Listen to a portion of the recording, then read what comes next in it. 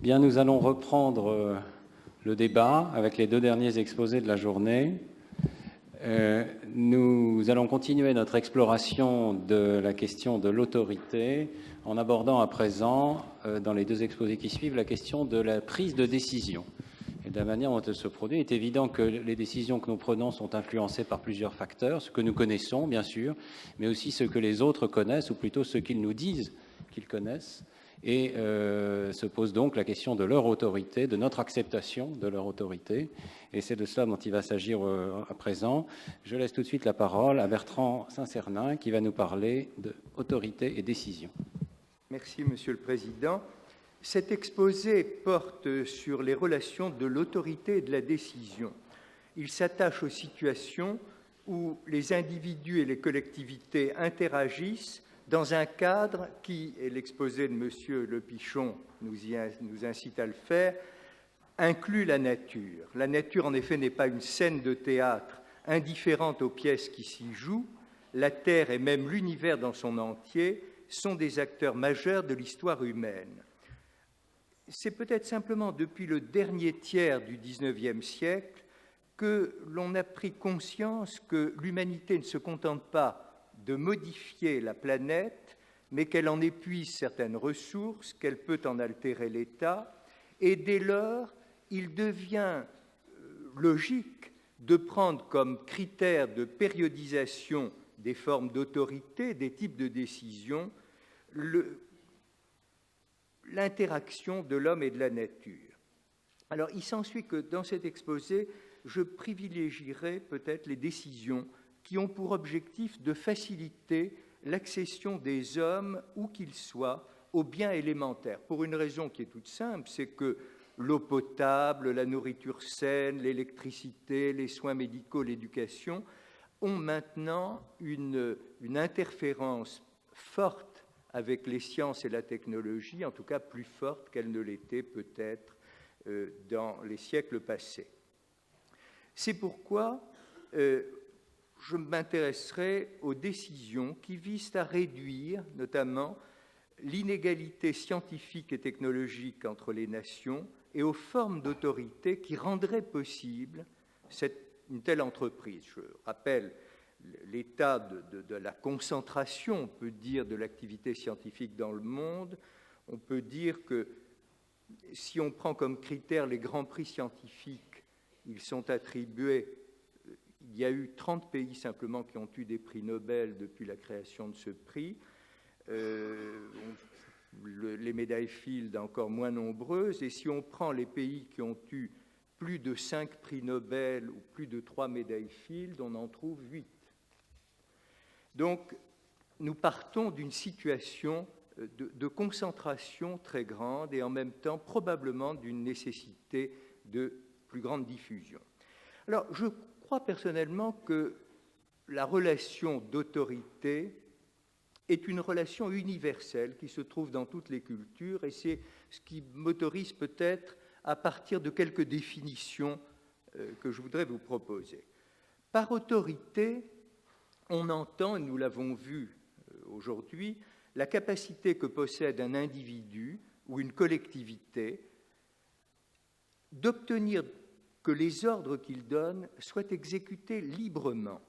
Et par contrainte, on entend la capacité que possède un individu ou une collectivité d'obtenir par la force que les ordres qu'il donne soient exécutés. Dans le premier cas, ceux qui commandent agissent par persuasion et ceux qui obéissent consentent librement. Dans le second, ceux qui commandent ne cherchent pas l'adhésion, mais la soumission.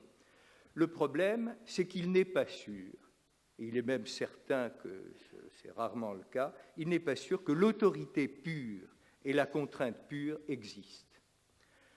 Alors, pour nous commander à nous-mêmes et pour exercer une autorité sur autrui, il faut que nous ayons au préalable appris à servir. En effet, l'autorité est une relation asymétrique et pour l'exercer, il faut en avoir exploré les deux phases constitutives, c'est-à-dire l'obéissance et le commandement. Celui qui n'a pas servi ignore ce que c'est que recevoir un ordre, il ne sait pas non plus que la maladresse à commander peut blesser le subordonné, ruiner sa confiance. Enfin, c'est dans l'obéissance que l'on découvre ce que c'est que l'exécution de l'ordre. Pour s'initier à accomplir des actions risquées, on répète des gestes sous la conduite d'un instructeur. Et obéir en grec se dit peitomai, se laisser persuader. Et Platon dit que ça n'est pas d'ailleurs tout à fait évident de se laisser persuader. Et il parle de la force de résistance de l'incrédulité dans les lois au livre 8. Alors, est-ce qu'il existe des signes qui permettent à l'avance de prévoir si dans une situation de crise, un individu aura la capacité de se faire obéir? Est-ce qu'il y a des tests? Alors, le premier test que je connaisse, mais il en existe certainement de plus anciens, se trouve dans le livre des Juges, au chapitre 7, lorsque Dieu indique à Gédéon comment choisir les hommes d'un commando. Alors, il lui recommande de faire descendre tous les hommes valides sur les bords du Jourdain et de prendre simplement ceux qui laperaient l'eau au lieu de s'agenouiller pour la boire. Il y en avait 300, c'est les 300 que Gédéon a retenus. Alors, c'est une procédure assez curieuse, mais enfin, il en existe d'autres, et toute proportion gardée. Je dirais que j'ai connu autrefois, comme recteur d'académie, le problème qu'on se posait après les années 68, notamment, on se demandait comment choisir un chef d'établissement qui, dans une situation un peu tumultueuse, saura se faire obéir alors qu'il n'a pas la force pour lui, pratiquement. Et alors, on procédait par distillation fractionnée. Et une des convictions à laquelle j'étais arrivé, c'est que les gens qui commandaient le mieux, c'étaient ceux qui avaient une conscience très claire de leurs limites, qui savaient très bien ce qu'ils pouvaient faire et ce qu'ils devaient masquer, pas à eux-mêmes, mais éventuellement aux autres. Alors, cette lucidité ne va pas du tout de soi. Et il y a un exemple très curieux qui est rapporté par Pierre Klosterman dans Le Grand Cirque. Il raconte que pendant la campagne de France, il avait un jour gagné 3 victoires aériennes. Il arrive plein d'euphorie, il atterrit, et son chef d'escadrille l'interdit de vol en lui disant « Vous êtes dangereux pour vous et pour les autres ». Alors, le mot « décision », lui, désigne l'action de trancher, c'est-à-dire de séparer du reste les éléments constitutifs d'une action. C'est ce que Platon, dans le Phèdre, en page 265, appelle l'art du bon boucher qui sait découper la réalité selon ses articulations naturelles. Alors, ça n'est pas toujours possible. Il y a même des situations où l'agent doit guetter le moment où il pourra isoler les éléments constitutifs d'une action. C'est au fond ce qu'on appelle guetter le kairos, le moment favorable. Alors, une autorité institutionnelle, une magistrature, un commandement, une fonction, etc., se voit reconnaître dans son autorité une sorte de continuité ou de permanence. Et la décision, en revanche, est discontinue, circonstanciée, concrète.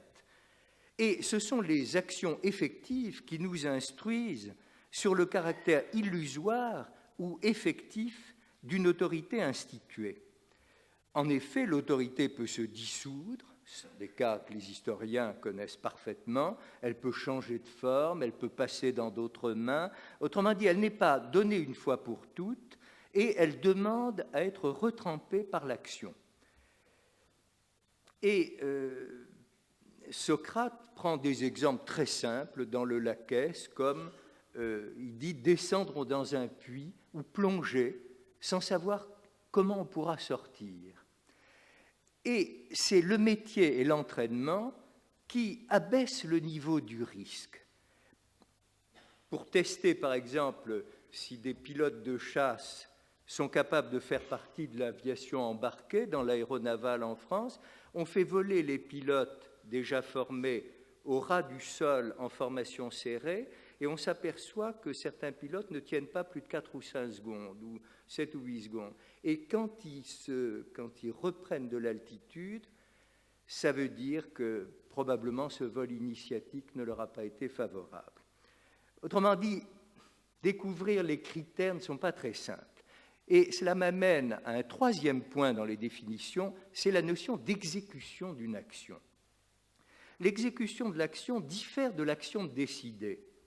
L'exécution, écrit Maurice Blondel en 1893 dans l'Action, est une puissance originale. Et il poursuit, il y a une clarté attachée à chaque pas que l'on fait, lucerna pedibus. Alors, Blondel faisait toujours des citations en latin qu'il inventait. Alors, ça c'est merveilleux. Quand on agit, on a comme une lanterne dans les pieds. Je trouve ça formidable.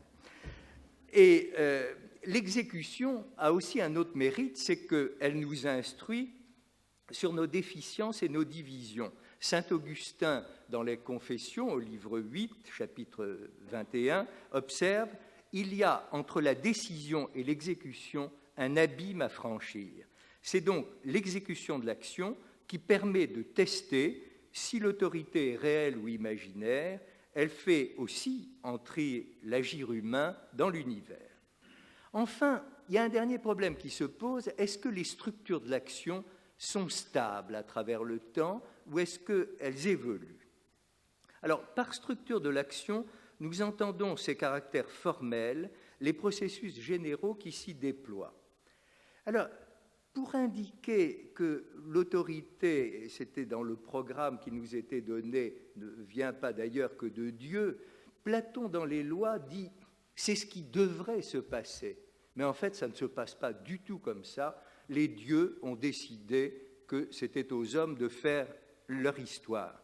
Et pour traduire cela, Platon dit dans les lois, au livre 7 en 817, à propos des législateurs, nous sommes nous aussi des poètes tragiques. Toutefois, pour Platon, il n'y a pas de disjonction ontologique entre mathématiques et tragédie. Les mathématiques peuvent nous instruire sur les structures de l'action et en particulier sur l'autorité et la décision. Alors, Whitehead, qui a eu comme métier, qui a été mathématicien toute sa vie, disait que les mathématiques constituaient le plus riche réservoir de formes, mais qu'elles étaient encore dans l'enfance.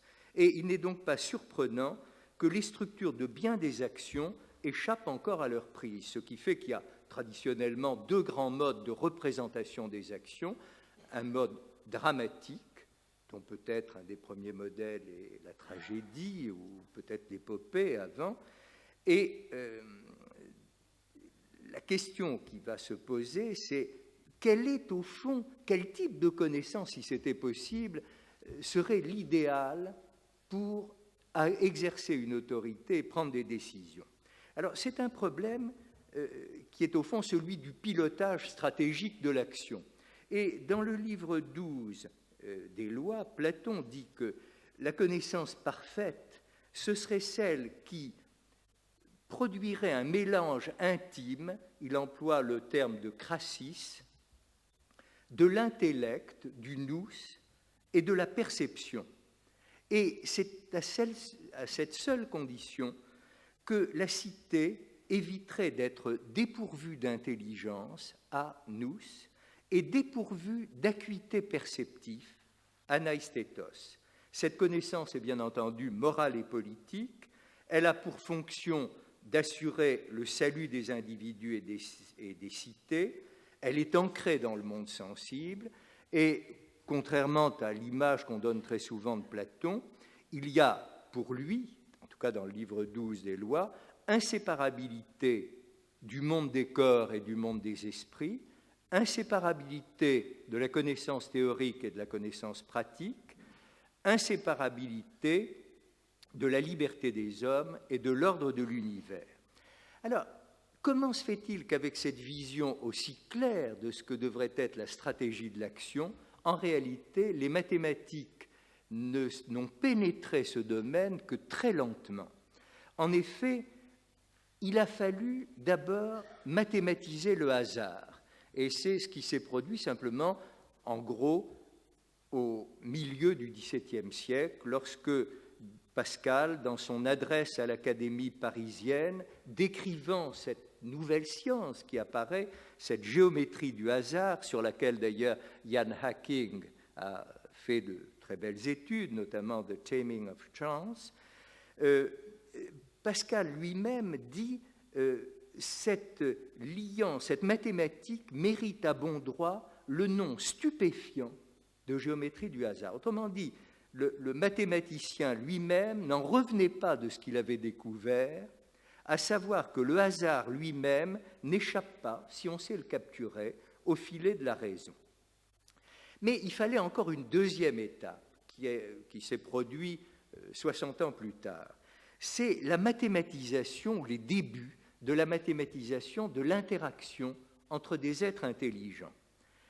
Cette deuxième étape débute au début du XVIIIe siècle, lorsque Pierre de Montmort s'intéresse à l'étude mathématique des jeux de société et lorsque Fontenelle fit son éloge à l'Académie des sciences, il décrit ainsi l'état de la connaissance avant les travaux de Montmort.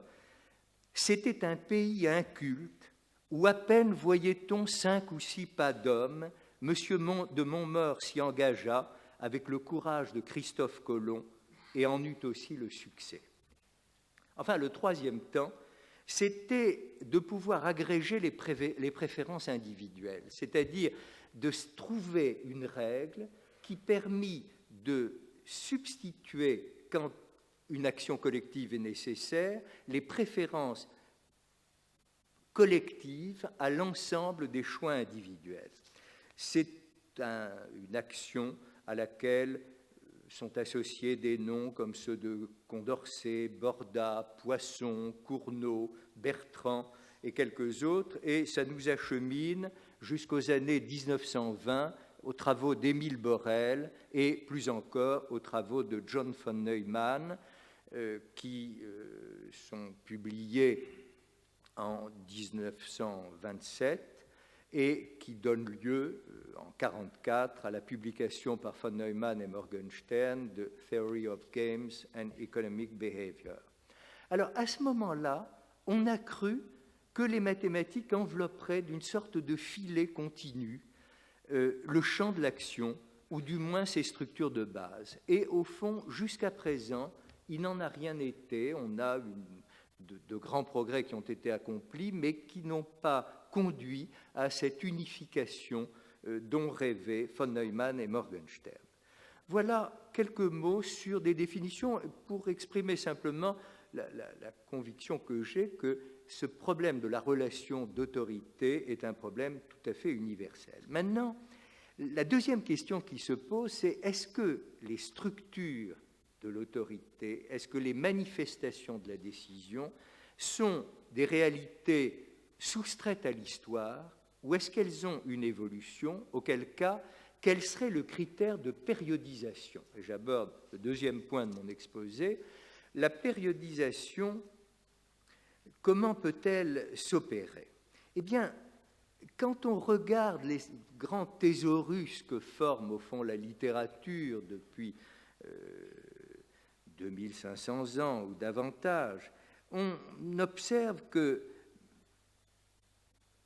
Homère, Éschyle, Sophocle, Aristophane, Platon, etc., jusqu'aux moralistes, Montaigne, Pascal, les moralistes français, mais aussi Thucydide, Saint-Augustin, nous reconnaissons très bien dans leurs descriptions et dans leurs analyses ce qu'ils entendent par l'autorité, ce qu'ils entendent par décision. Il y a donc probablement quelques invariants.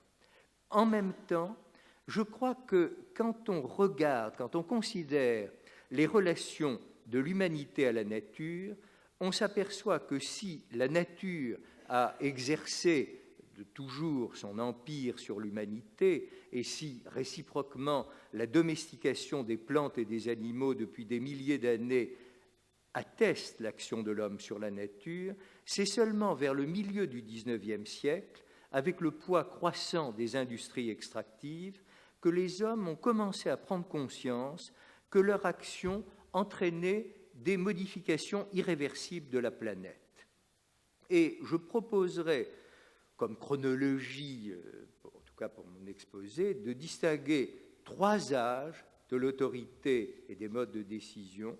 Une première période très longue qui va, au moins dans l'histoire occidentale, de la Grèce jusqu'au milieu du XIXe siècle.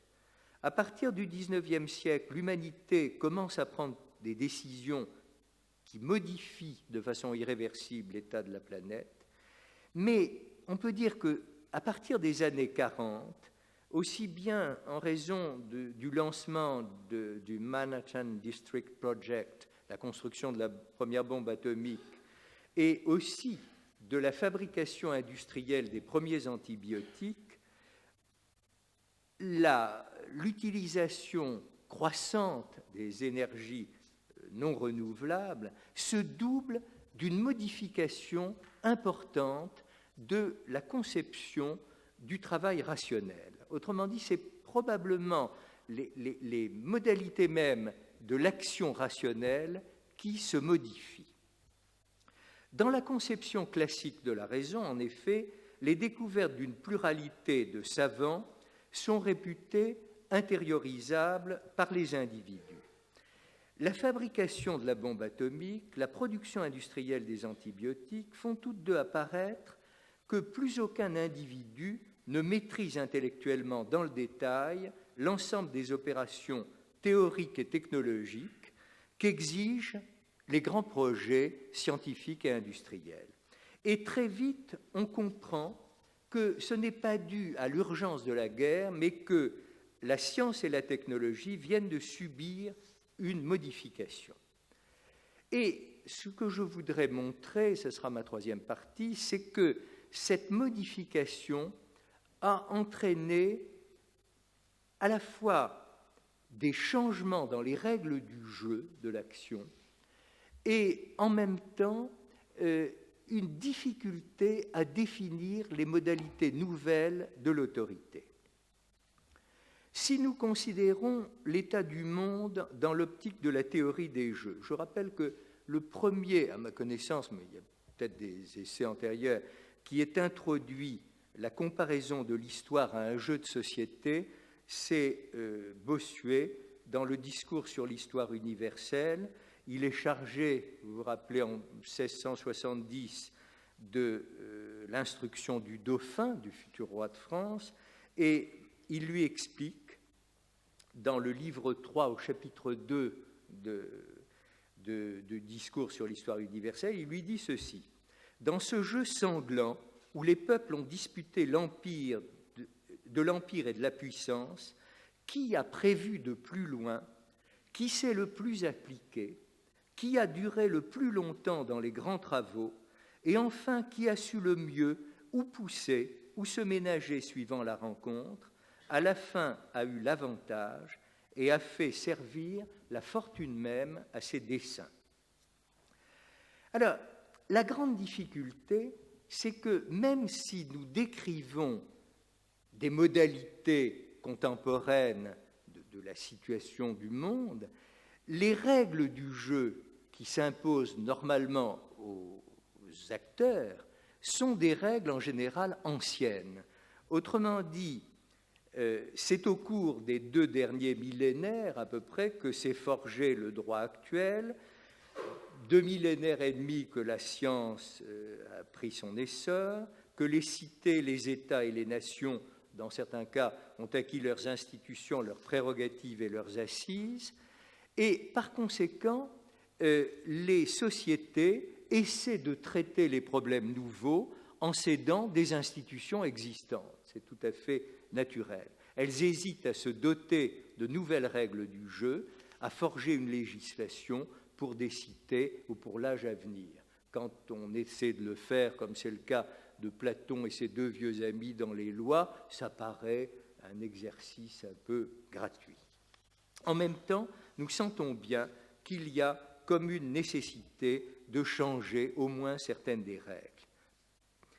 Alors, la question qu'on peut se poser, c'est quels sont les traits invariants, peut-être, de l'autorité qui paraissent persister à travers le temps. Eh bien, dans la mesure où, en science et en technologie, les agents sont supposés libres, les acteurs sont supposés libres, les relations qui relèvent de l'autorité, entendues au sens d'une acceptation librement consentie d'une vérité ou d'une opinion légitime, je pense que ce domaine irait en s'accroissant. Ce phénomène serait amplifié dans la mesure où, pour arriver à une décision, dans la plupart des domaines, et cela vient de nous être montré par M. Le Pichon, il faudrait opérer la synthèse de connaissances détenues par des groupes de spécialistes très différents. Le deuxième trait permanent, c'est certainement l'existence des crises. Qu'est-ce qui caractérise une crise ? Ce qui caractérise une crise, c'est le fait que les commandes institutionnelles ne répondent plus. Alors, une des très belles descriptions de l'état de crise que l'on est, qui nous vient de Xénophon, c'est ce qu'il raconte au livre 3 de l'Anabase. Le corps expéditionnaire grec est en difficulté, les officiers supérieurs ont été tués ou faits prisonniers, les officiers subalternes sont sans ordre, les soldats abandonnés à eux-mêmes ne forment plus les faisceaux le soir, ils cessent de monter la garde, et Xénophon, qui n'est pas du tout un militaire de carrière, qui est venu dans l'espoir de découvrir un pays nouveau, peut-être de rencontrer le roi de Perse, etc., se dit on ne peut pas rester dans cette situation. Alors il parcourt pendant la nuit le camp, il rameute les jeunes officiers, il pousse tel ou tel à essayer de prendre le commandement, et comme personne au fond ne se déclare, il se fait élire stratège, et c'est lui qui va commander la retraite jusqu'à la mer avec le fameux mot Thalassa, etc. Bon. Ça, on peut être sûr que des situations de ce genre continueront et même iront en s'amplifiant. Il y a un troisième point qui certainement subsistera, c'est la dualité des modes de représentation dramatique et mathématique de l'action. Car pour le moment, la structure de l'action tragique n'est pas descriptible aisément en termes de mathématiques. Et alors, les tragiques grecs nous offrent d'ailleurs une étude aiguë de l'action, de l'autorité des choix. Je prends un exemple très simple, celui des suppliantes d'Échille. Vous connaissez l'histoire, Danaos est le prince d'une ville côtière, d'un petit État, et 50 jeunes filles viennent demander sa protection. Il accepte, il les reçoit. Le lendemain, 50 guerriers montés sur des navires de guerre arrivent devant la ville et disent « Vous nous rendez les 50 jeunes filles, ou c'est la guerre ?» Sa ville n'est pas très préparée à un conflit, Danaos hésite, il ne sait pas trop que faire. Les jeunes filles plus malines ou plus déterminées s'enferment dans le temple de Zeus, protecteur des suppliants, et menacent de se pendre aux statues du temple. À ce moment-là, le pauvre Danaos se dit « Je ne peux pas avoir les dieux contre moi », et voyant cette sorte de hiérarchie des formes d'autorité et en même temps, je dirais, de champ de l'action humanitaire, guerre et paix ou aspect religieux, finalement, il choisit de rester fidèle à la promesse qu'il avait faite à son début. Mais dès la Grèce antique, et Platon notamment, ne considère pas que la représentation dramatique de l'action soit incompatible avec sa représentation mathématique. Mais, comme nous l'avons vu, il faut que des conditions qui sont internes à l'évolution des sciences se produisent pour que cette jonction imparfaite ait lieu. Enfin, le quatrième invariant, bien évident, c'est qu'une décision nécessiterait toujours le courage de la maintenir malgré les vents contraires. Alors maintenant, quels sont les traits nouveaux les plus apparents ? Le premier, c'est peut-être que la rationalité prend une forme de plus en plus réticulée. Je veux dire par là que l'interaction entre les agents devient plus intense que lors de la naissance de la science moderne, et tant qu'il y avait une sorte de privilège de la physique mathématique sur les autres disciplines.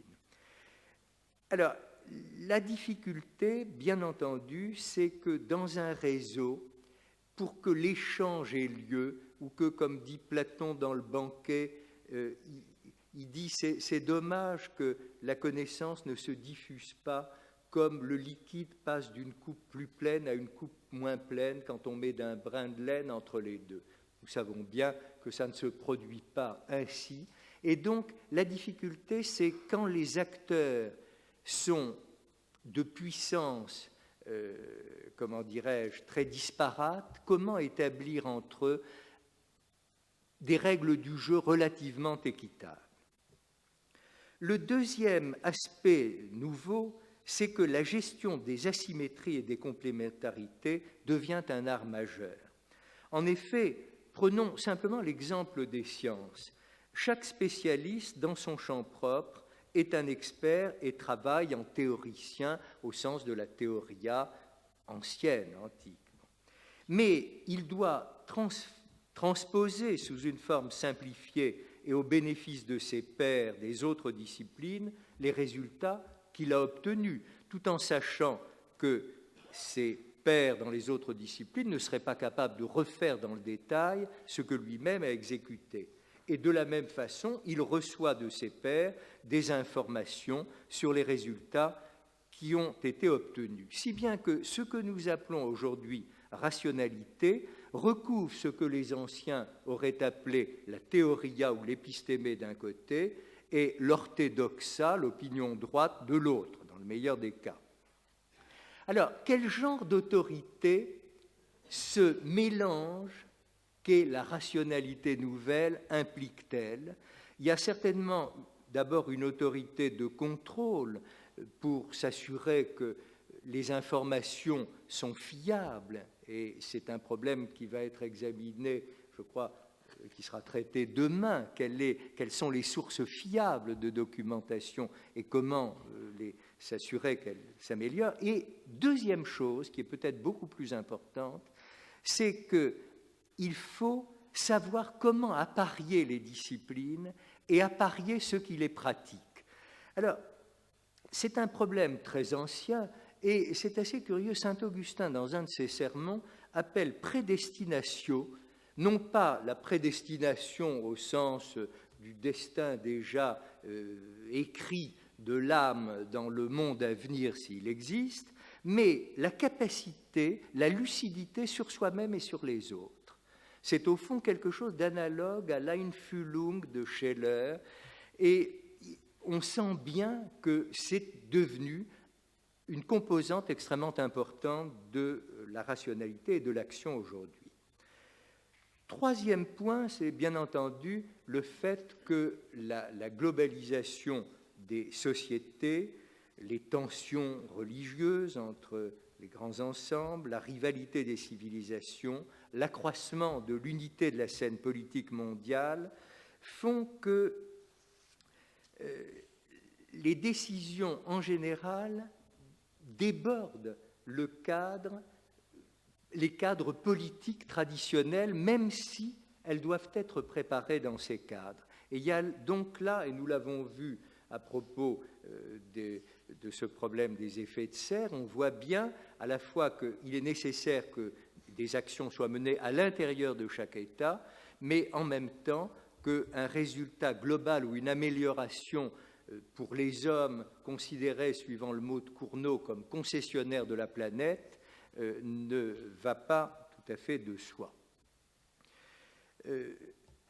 Mais cette forme d'autorité, à la fois ancrée nationalement et avec une vision régulatrice, au fond, de l'état du monde, avec la difficulté que M. Le Pichon impliquait de la difficulté de la prévision dans bien des domaines, rend cette action et cette organisation complexe. Je voudrais, puisque mon temps s'achève, dire en conclusion que la science, peut-être contrairement à ce que le XIXe siècle avait espéré, ne réduit pas les risques d'affrontement. Et déjà en 1932, Bergson observait dans Les deux sources de la morale et de la religion: au train où va la science, le jour approche où l'un des adversaires, possesseur d'un secret qu'il tenait en réserve, aura le moyen de supprimer l'autre. Il ne restera peut-être plus trace du vaincu sur la terre.